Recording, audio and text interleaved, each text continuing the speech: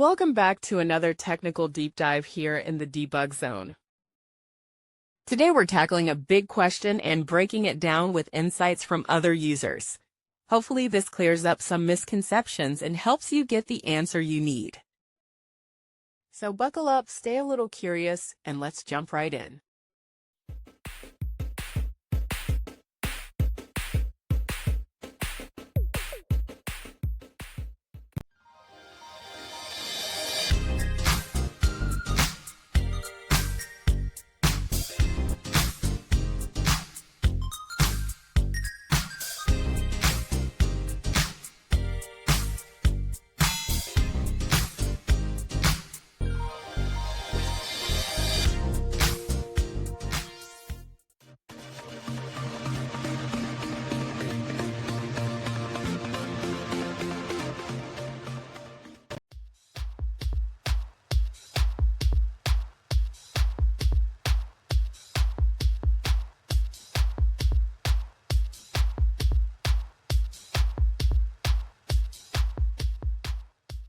And that's a wrap.